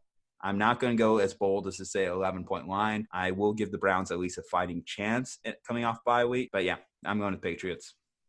Yeah, I'm also going to take the Patriots. Their defense looks really good. And then the Browns, their offensive line, man, just like – they have some good offensive weapons when we're talking about, their running backs and receivers and stuff like that. But that line is just bad. Yeah. So I'm taking the Patriots. I think, especially with the Patriots being at home. Yeah, that's for all the reasons you said. That secondary is so good that you need more time in the pocket to have things develop. And that line isn't giving Baker any time. Now, Baker is not doing himself any favors with all the interceptions he's throwing. And I think probably – if he has another bad performance, we've got to legitimately start talking about Baker moving forward. But, yeah, it's not looking good for the Cleveland Browns. It's definitely one of the biggest disappointments of the year, and they just keep falling behind the Ravens right now in the standings. Yeah, and it's a big disappointment, right? Like, they made all this noise with all the good players that they picked up and all this stuff. And Baker, the thing that's also frustrating is he showed signs of life last year, and everybody thought, like, oh, man, this dude could be a legit quarterback. But now you look at him and it's like, is it, because his line is bad, or is it because he's not the quarterback that we thought he was? But I guess we can talk about that more as the season goes on. Another interesting trade target I've seen thrown around, Odell Beckham Jr. Keep that on your radar. Okay. All right. We have the Raiders. They are facing the Texans this week. I was thoroughly mistaken betting against Aaron Rodgers last week to the tune of 5 touchdowns, including a rushing touchdown. That was probably one of my biggest flops in terms of picking an upset pick. And so the Raiders are on the road again here. This is like their 5th straight road game at this point. They're 7-point dogs against Houston. So Houston lost to the Colts last week, so at least I got that pick right. Mm-hmm. I don't know how I feel about this game. You go first. Yeah, I think I'm going to take the Texans still. I think they are just a better team, but the Raiders always prove me wrong, man. Like the Raiders are a lot better than I thought that they would be this year, especially after they lost Antonio Brown. I was like, oh, there's no way. They don't have any hope, but they look actually pretty decent, but I'm still going to take the Texans. Well, okay. I will go with the Raiders. I'm going to make that decision. I believe that John Gruden probably put the fear of God in Derek Carr this week after he decided to fumble the ball out of the back of the end zone again. I don't know how active you've been on social media and seeing that quote put out by Derek Carr a couple years ago when he was asked. So he did this before. He fumbled out the back of the end zone against the Cowboys a couple years back, and he was asked about it. He's like, oh, yeah, I'd probably do that again. Well, he did it again. Yeah. And I believe that John Gruden, after seeing that quote circulate for like that entire day, just laid into Carr. I'm going to pick him in a bounce back just because if he doesn't, he's probably not going on the trip to Las Vegas next year. No, I feel for Carr. That's got to be scary. But no, I still think the Texans, though. The Texans are playing at home. I think they just have the better team right now. But I wouldn't be surprised if the Raiders pull it off. Now I'm going to do something a little unorthodox here. Usually we end this segment talking about the Monday Night Football game, but I do not want to give this game the satisfaction of closing out our show. The Dolphins Steelers are the Monday night game this week. Yeah, this is going to be a fantastic game. I'm super excited for it. So should everybody else. No, I'm just kidding. No, this is going to be an awful game. Yeah, I don't know what's worse, the game or hearing Booger McFarland again. We haven't talked about it, but this ESPN announcing crew is just so rough to hear. Mm-hmm. They make the game literally unenjoyable. When my Niners were playing the Browns a couple weeks ago, as fun as it was to see that beatdown on Monday night, as fun as it was to see Nick Bosa like waving the flag and all that, hearing Booger just get stuck on a loop of talking about Kyle Juszczyk drove me insane. I think my Niners play one more game on Monday night, but if they never played a Monday night game with this crew for the entire existence of my life, I would be okay with it. They're so bad. Yeah, they're a pretty bad crew. But yeah, I think good for you. You're going to get another win here because I'm going with your Steelers here. I don't know about that, though. The Steelers always find a way to lose to some bad teams. On a 13.5-point line? Are you going to bet against your team? That could be fun. No, absolutely not. I'm going to go with the Steelers, right? I've got to have faith in them. But trust me, they find some way to lose to every bad team imaginable. All right. Yeah. Like I said, not giving you, ESPN, the satisfaction of making me close on that. Anyway, Sunday night game, actually more interesting. Would have been a hell of a lot more interesting if Patrick Mahomes wasn't officially rolled out today. But Packers on the road facing the Chiefs, Arrowhead, big game Sunday night. It's going to be fun. I mean, I got to tell you, talk about bad announcing. I'm going to be disappointed not hearing Chris Collinsworth mention that Patrick Mahomes' dad played baseball for the 50th time in like a week. But I do think that this game is still going to be a fun watch regardless because Andy Reid is a great play caller. He's a good coach. He has probably dialed up some good stuff for Matt Moore this week. It's not going to be the complete wash that a lot of people think it will be with a backup quarterback in there. Mm-hmm. I like it. Do I like the Packers to go on the road and beat the Chiefs without Patrick Mahomes? 4-point favorites? I'm going with the Chiefs on Sunday night. Okay, I'm going to go with the Packers. Mostly just because, Mahomes is out. And Aaron Rodgers, man, I mean, after the performance he had last week, like, he's still the same Aaron Rodgers. I was starting to question it. He had seriously underperformed for my fantasy team, except for last week he went off, and it's probably because I was talking crap about him. So, no, I like the Packers. Like, Aaron Rodgers still has it if he needs to pull something out. And there's no Pat Mahomes. And Matt Moore is not a bad backup, but he's not Patrick Mahomes. Yeah, I mean, that's evident, but I just think that Andy Reid's such a good play caller that he'll figure it out. Mm-hmm. All right, well, that does it. That's a wrap for this show. Another successful episode. We made it through lucky number 13th here on a Friday. Ooh. So, hey, that's fun. We had an 11-11 episode. We have technically a Friday, the 13th episode.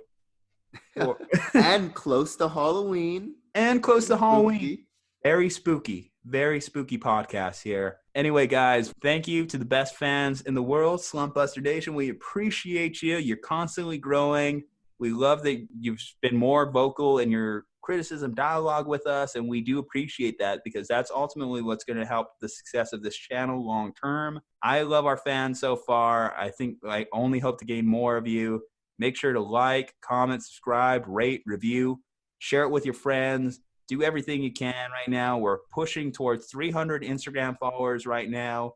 The meme game is most dank. So get on that. Aundre, do you have anything for us? Nope. We just appreciate everybody, right? Even if you criticize my power rankings, which are amazing and are better than Juju's, Bills Mafia, get at me. You heard it here first, folks. Bills Mafia, Aundre, UFC 244, main event.